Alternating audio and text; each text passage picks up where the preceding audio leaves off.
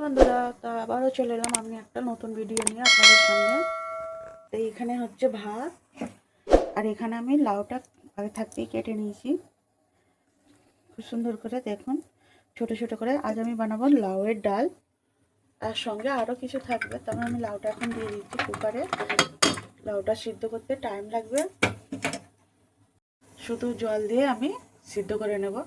তারপরে ওতে নুন হলুদ আরও কিছু দিয়ে তারপরে ডালটা বানাবো। আর এখানে হচ্ছে ভাত, আরও আমি এর সঙ্গে কিছু বানাবো, আপনাদের সামনে পরে আসছি। এখানে আছে কয়েকটা পটল, এখানে কয়েকটা পটল আছে আর একটা বেগুন আছে। এগুলো আমি ভাজা করব, পটলটা আলু দিয়ে আর বেগুনটা এমনি গোল গোল করে ভাজা করব। এগুলো আমি তাহলে আবার কেটে নিই। দেখুন এখানে আমি বেগুনগুলো কেটে নিয়েছি ভালো করে, আর এখানে আমি পটল আলু ভালো করে সুন্দর করে কেটে নিয়েছি। এগুলো আবার আমি ভাজা করব, বেগুন ভাজা পটল আলু ভাজা। এখানে আমার ভাতটা হয়ে গেছে, আর এইখানে দুটো সেদ্ধ বসিয়েছি। চলো এবার আমি তাহলে বেগুন আর পটল আলু ভাজাটা করে নিই। দেখুন এখানে বেগুনে আমি নুন হলুদ মাখিয়ে নিয়েছি, আর এদিকে কড়াই বসিয়ে দিয়েছি। কড়াই এবার তেল দিয়ে নেব।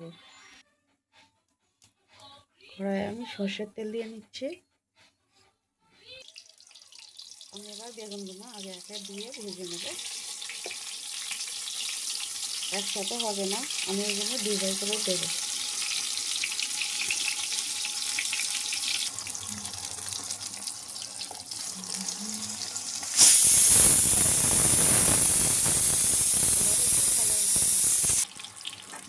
এবার আমি একদিকটা হয়ে গেছে, একদিকটা উল্টে দিই।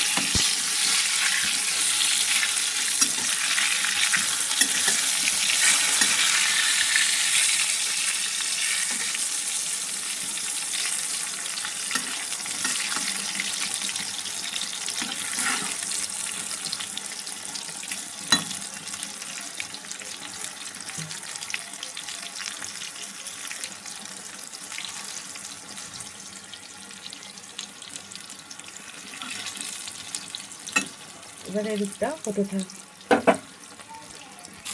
এখানে আমার বেগুনগুলো খুব সুন্দর করে ভাজা হয়ে গেছে। আমি এবার এগুলো তুলে নেব। খুব সুন্দর একটা কালার এসছে, লাল লাল করে ভেজে নিয়েছি। এবার আমি তুলে নেব।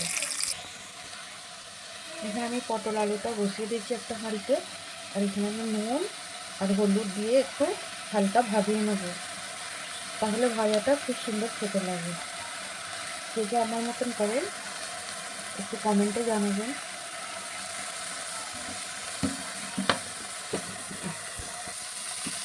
হালকা একটু জল দিয়ে নেব,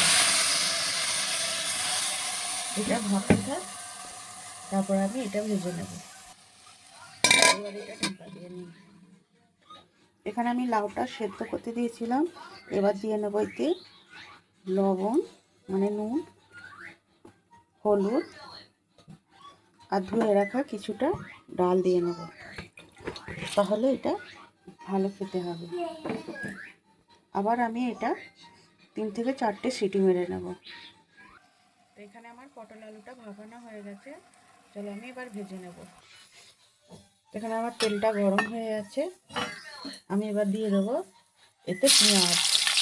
পেঁয়াজটা একটু লাল লাল বেরেস্তার মতো করে ভাজা হয়ে গেলে তারপরে আমি দেবো পটল আলুটা। এভাবে ভাজলে পেঁয়াজ দিয়ে খুব সুন্দর একটা সেন্টও আসে, আর খেতেও দারুণ হয়, টেস্টটা বেড়ে যায়।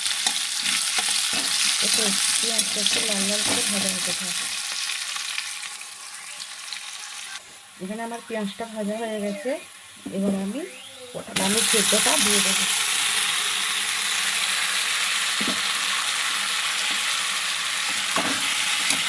এবার আমি নেড়ে চেড়ে এইভাবে আমি পটলটা ভেজে নেব।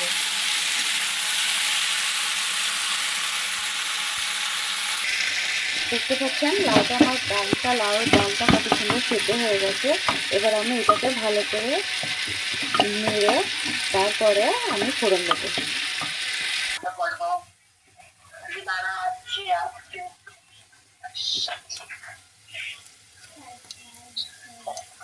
তবুও ভালো।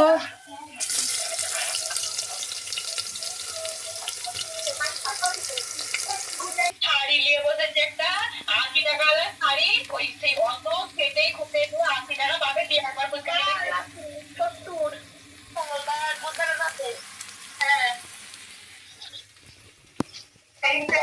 আমি আছি যে 2-3 দিনের মধ্যে আসবে। আর ভিডিও দেখো দেখো গাই